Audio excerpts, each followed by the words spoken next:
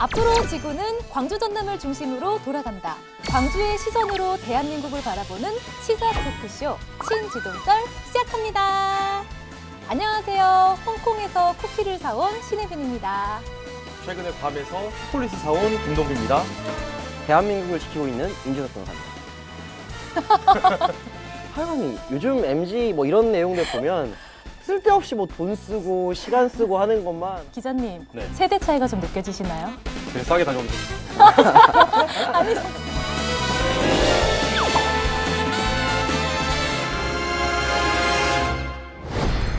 그럼 본격적으로 이시 시작하겠습니다.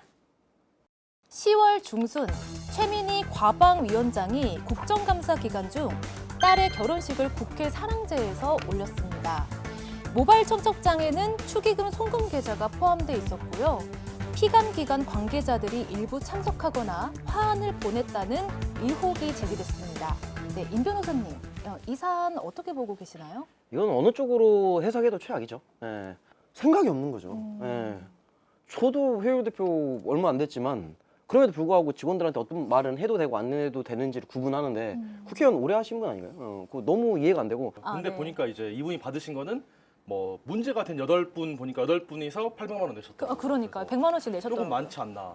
아 근데 그러면은 그냥 뇌물 아닌가? 되게 압박감 있을 그죠? 것 같아요. 두 번째 이슈입니다. 정부는 10월 15일 서울 전역과 경기 12개 지역을 규제 강화 지역으로 묶는 부동산 대책을 발표했습니다. LTV, DTI 규제를 상향 조정하고 다주택자 세부담도 일부 완화했는데요. 발표 직후 집값 상승 기대감이 오히려 4년 만에 최고치를 찍었습니다. 집값 상승 기대감이 오히려 오르는 이유는 무엇일까요? 사실은 지난 정부 때문입니다. 이제 윤석열 정부가 아니라 문재인 정부 때 규제를 내면 올랐습니다. 내면 오르고 올랐기 때문에 사실은 이 학습 효과 때문에 민주당이 집권을 하면 집값이 오르는구나. 그리고 정권에서 특히 규제를 해주면은 더 오르는구나 이런 게 있고요. 그리고 이번에 이제 규제 내용을 보면은 원래 규제되고 있던 걸 확대한 거거든요. 그러다 보니까 원래 규제했던 것은 오히려 좋은 거죠. 우리 원래 이건데 더 좋은 거 아니라는 생각이 들고요. 그리고 이제 그 발표 직후에는 올랐지만 이제 좀 사그라드는 모습도 있고 말씀하신 대로 이제 계속해서 때린다면은 얼마나 버틸지 사실 모르겠습니다. 그러니까 어차피 버티지 못하게 할 거예요. 제가 느끼는 거는 사실 다른 역대급 대통령들하고는 뭐 그런 차원에서 아예 다릅니다. 그러니까 이재명 대통령의 방식은 제가 느끼기에는 무조건 될 때까지 합니다. 그러니까 대출도 아예 막아버리잖아요. 그러니까 지금 집값이 오른 모든 요소들을 끝까지 아마 다 없앨 겁니다. 세 번째 이슈입니다. 2025 에이펙 정상회의가 지난주 경주에서 열렸습니다. 이재명 대통령은 개막연설에서 공급망 협력과 경제안보 중심 외교를 강조했고요.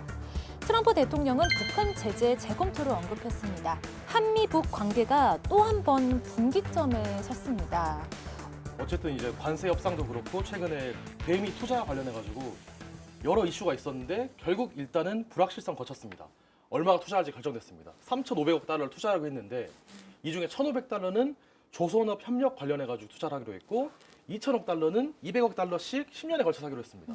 그래서 다들 이제 최고의 성과를 냈다 이렇게 하고 있는데 사실 달라진 게 하나도 없습니다. 원래 트럼프의 말은 3,500억 달러 줘라 이거였습니다. 그런데 그거를 당연히 500조 원이잖아요. 500조 원을 일시불로 줄 수 없다 보니까 나눠주겠다고 해가지고 그래 그럼 그렇게 해라라고 한 건데 어쨌든 트럼프가 원하는 대로 됐습니다. 일단 그분은 늘 한결같으신 분입니다. 무슨 뜻이냐면요. 이분의 바라는 거는 명확합니다. 노벨 평화상 받고 싶은 거잖아요. 그래서 이제 그걸 받기 위해서는 가장 좋은 게 북한과의 어떤 평화 무드, 어떤 해빙의 무드를 만들겠다. 그리고 그걸로 내가 상도 하나 받아보겠다 이런 느낌이고요. 미국인 중에서 노벨상을 최초로 받은 게 대통령입니다. 미국 대통령이었던 시어도어 루즈벨트 받았고요. 제일 최근에는 오바마 대통령이 노벨 평화상을 받았습니다. 그러다 보니까 오바마가 한 걸 내가 해야 돼. 나도 오바마처럼 8년 동안 해야 되고 나도 오바마처럼 평화상 받아야 돼 해가지고 심지어는 전화해서 물어본대요. 노르웨이에다가 노르웨이 장관한테 전화해가지고 내 상 어떻게 되고 있냐고.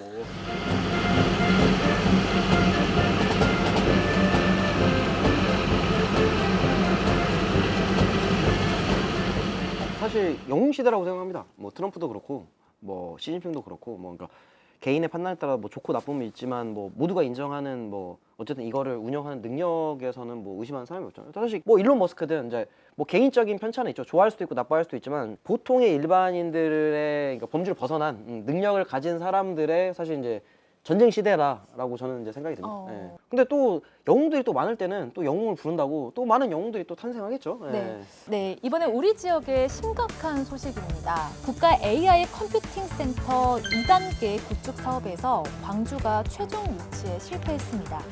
과기정통부는 수도권 중심의 통합형 거점을 선택했는데요. AI 중심 도시를 내세운 광주의 전략에 큰 차질이 예상됩니다. 저는 이거 하나로 광주가 전국에서 가장 못 사는 국가라는 모든 이 시스템적 프레임을 다 설명할 수 있는 것 같아요. 그러니까 저는 이거를 그러니까 기대했다는 것도 어이가 없는데, 그러니까 꼭 이 AI 유치뿐만 아니라 모든 시스템이 다 이런 식으로 작동을 합니다. 아무것도 안 해요. 또 쓸데없는 예산만 잡아먹어서 예산 써놓고 또 하면서 뭐 교수들이나 불러놓고 뭐 그냥 우리가 뭐 위원회 만들었네요 이런 거지. 교육이나 청년이나 이런 거 보면 예산도 엄청 많이 투입하고 막 다 인원들도 다 배정해 놓고 뭐 거의 사실상 거의 국가 횡령입니다. 그러니까 아무 성과가 없죠. 일단 제가 볼 때는 민간 기업의 입장이 되어야 될 것 같습니다. 이게 국가 AI 컴퓨터 센터라고 하잖아요. 그런데 당연히 민간에서는 효율이 먼저고 돈이 먼저입니다. 광주라는 지역에 대한 배려 차원에서 뭔가를 해야 된다? 사실 그게 애매하지 않습니까? 그런데 이 일이 나고 나서 막 광주의 정치인들이 막 너무 슬프다 하고 어떤 시의원께서는 매국노 같은 짓이다 이렇게 말을 하시는데, 사실 기업 입장에서는 제가 기업의 오너라고 해도 가장 제일 싸게 비용을 들여서 가장 효율을 많이 뽑을 수 있는데 가지 않겠습니까? 땅값도 엄청 싸고 전력도 많고 인프라도 깔려 있고 남아도는 전기가 있는 곳에 가는 게 사실 합리적인 판단이었던 것 같아요. 기업 입장에서는. 이제 2부로 넘어가 볼 텐데요. 검찰개혁의 상징에서 이제는 생활정치 아이콘으로 돌아온 인물입니다. 복당 이후에 광주 정치의 중심축으로 부상한 민영배 의원님 모시고 이야기 나눠보겠습니다.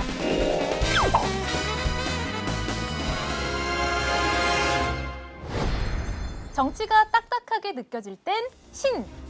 지, 동, 썰! 네. 검찰개혁의 상징이자 이제는 생활정치의 아이콘으로 돌아온 민영배 의원님 모셨습니다. 안녕하세요. 반갑습니다.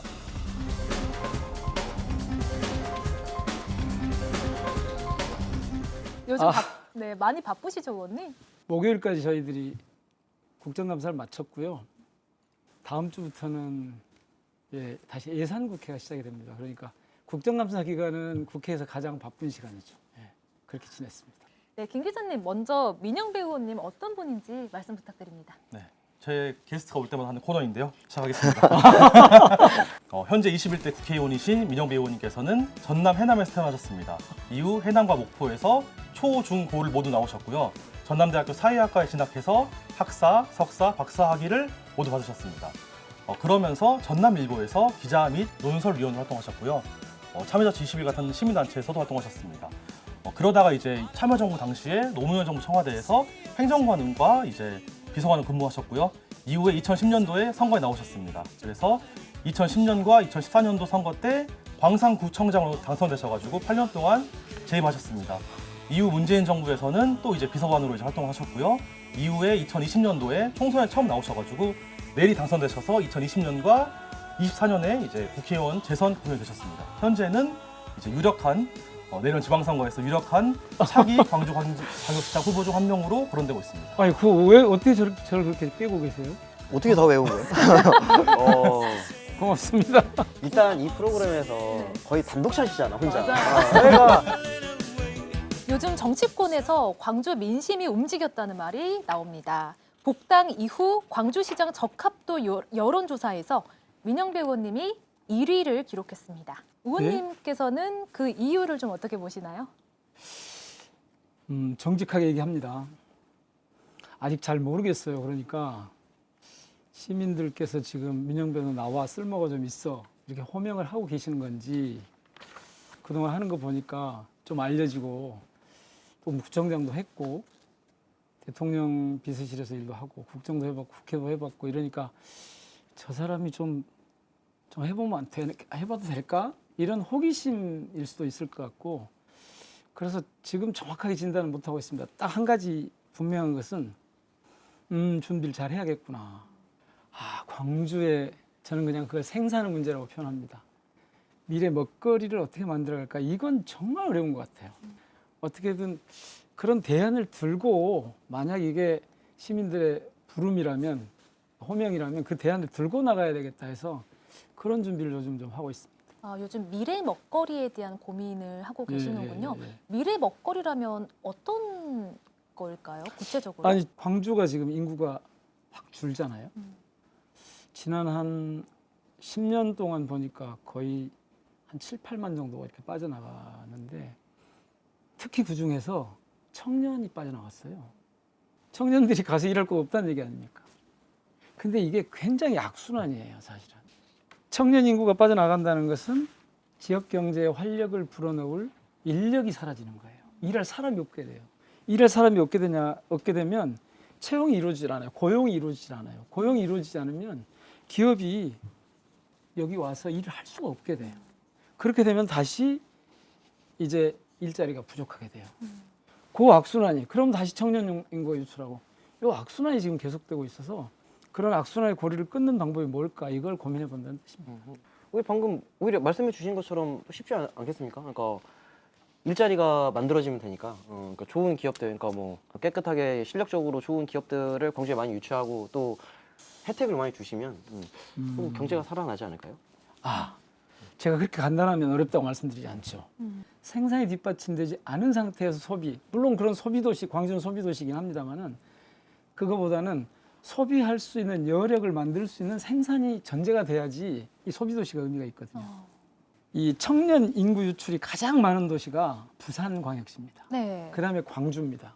어떤 분들은 광주가 더 많다고도 하는데 인구 비율로 보면 광주가 더 많을 수도 있겠는데 대개 이 많은 이유를 살펴보니까요. 이른바 IT를 중심으로 한 4차 산업 비중이 떨어지는 곳일수록 네. 청년 인구 유출이 많아요. 어. 그러니까 이건 다른 말로 하면 무슨 얘기냐면 지금 시대의 변화, 특히 경제의 주요한 흐름이 그 도시의 이 생산력이 제대로 따라가지 못하고 있는 그런 현상을 지금 보이고 있는 거거든요. 최근에 보니까 네. 이제 9월에 청년의 날이 있었잖아요. 근데 광주시가 청와대 녹지원에서 열린 어떤 청년 행사에서 전국 상 1등이다. 네. 청정책이. 그래서 3,300억 예산도 이렇게 쓰면서 되게 우수한 정책 가지고 있다고 하는데 실제 이제 현장의 사람들의 목소리는 다 떠나고 있는데 이게 무슨 정책이 잘 되고 있고 1등이냐 이런 말이 많더라고요. 그래서 그 큰 예산들을 좀 방향성 자체를 어떻게 가면 좋을까요? 제가 우선 잠깐 구체적으로 설명을 드려볼게요. 네. 네. 이 임금 구조예요, 임금 구조. 네. 지금 전국이 이 청년층 전국이요 정보통신업 IT 지금 말씀드린 이게요 전국이 3,460만 원 정도 되는데 네. 월 평균 한 346만 원 정도 되는데 광주가 270만 원이에요. 와. 그러니까 이쪽 분야가 굉장히 취약하다는 거죠. 그러니까 방향이 나오죠 거기서 어느 쪽으로 특히 청년들 근데 이거는 단순히 청년 문제가 아닐 거예요. 전체적으로 생산 영역이나 서비스 영역이 IT 기반으로 요즘은 AI 기반으로 가는 그래서 광주가 이제 AI 산업에 좀 역점적으로 좀 해보려고 계속 안간힘을 쓰고 있는 그런 상황인 거죠. 10월 초에 SNS에 올리셨던 글 살짝 화제가 됐었습니다. 나만 보기로 해서 해두고 있는데 지금 지우신 게 아니라 나만 보기. 안 지운 거예요. 저만 보기로. 왜 제가 이거를 했냐면 네. 제가 원래 그랬어요. SK와 오픈 AI 간 협력 의향서 MOU 설치 투자 대상 지역을 서남권이라고 했다길래 꽤나 기대하고 있었는데 네. 사실은 제가 이제 듣기로는 광주라고 사실 들었었거든요. 아, 이미 결정이 난 상황인데 네. SK하고 세물트만 오픈 AI잖아요. 네. 이미 경제 논리로 그들이 그런 얘기까지 다 했는데 저렇게 정리를 하는데 저걸 내가 하는 게 맞나? AI 국가 시범도시를 조성한다고 했으니까 이렇게 가는데 되게 좋을 텐데 이런 아쉬움 때문에 쓴 거지 다른 거 없었어요. 의원님 그렇게 이제 엄청 광주를 사랑하시는데 혹시 내년 광주시장 선거는 의향이 있으신가요? 예, 아까 앞서 말씀을 잠깐 드렸지만 의지는 확실하고요. 의지는 확실하고 더 중요한 건 진짜 잘할 수 있을까? 라는 부분입니다. 그래서 제일 고민하는 지점이 아까 그 생산, 경제적 이 부가가치를 좀 확장할 수 있는 방법이 뭘까? 왜냐하면 모든 조사를 해보면 다 그 문제를 말씀들 하시거든요. 그리고 그것 때문에 도시가 되게 좀 어려워지고 있다는 말씀들을 많이 하셔서 거기에 대한 준비가 좀 제대로 되거나 자신 있거나 그래야 되는데 아직 그 부분이 좀 충분히 준비되지 않아서 예. 이 정도면 근데 어쨌든 공중파에서 사실상 광주시장 출마한다고 최초로 공개해 주신 거 아닙니까? 출마 선언인 것 같습니다. 아니면 출마 의지가- 선언. 네, 이제 분위기를 조금 바꿔보겠습니다. 밸런스 이슈입니다. 방방에 들었죠. 왜 이렇게 좋아하세요? 봐봐. 허허허. 검찰 개혁은 완성됐는데 예. AI가 사람을 체포하기 시작했다. AI가 사람을 침입하기 시작했다? 네, 그래도 AI를 키운다. 다시 검찰을 부활시킨다. 에이 검찰 발 안 시킵니다 저는. 지금 이제 광주가 뭐 그 전부터 뭐 비하적인 말로도 뭐 광주 공화국이다 아니면은 뭐 그런 말들이 막 낭설이 많았는데 사실 요즘에는 뭐 여러 가지로 뭐 이게 뜨고 있습니다. 균형 발전으로 이걸 설득한다 아니면 그래 광주 공화국으로 내가 깃발을 든다. 균형 발전도 설득한다. 네. 저는 광주 공화국이란 말을 아주 좋아합니다. 제가 좋아하는 말은 민주주의 자치공동체 광주 공화국 이런 말이거든요.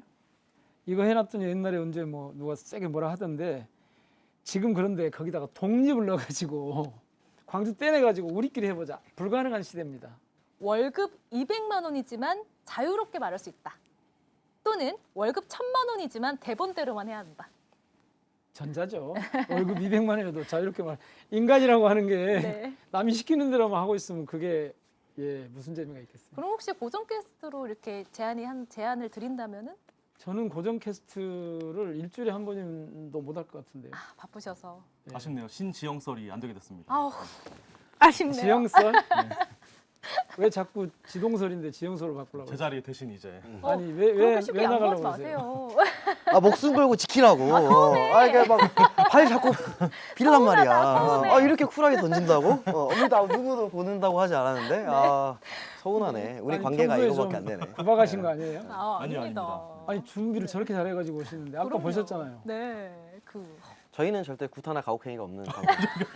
이렇게 말하니까 되게 이상하네요. 그래요. 뭔가 한번 숨기고 혹시- 있는 은폐하고 있는 게 있는 거예요? 네. 그럼 마지막으로 우리 시민들께 시민들께요? 한 말씀 부탁드립니다.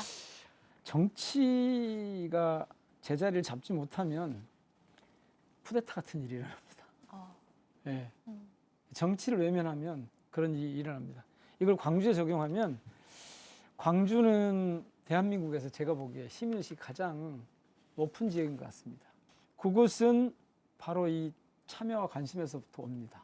그래서 더불어 함께 가면서 이 자치공동체를 꾸려가는 제 편으로 하자면 인간색이 충만한 민주주의 자치공동체 광주 여기를 향해서 함께 가실 수 있으면 참 좋겠습니다. 네, 의원님 오늘 말씀 정말 감사드립니다. 그럼 오늘 신지동설은 여기까지입니다. 오늘도 함께해 주셔서 감사합니다.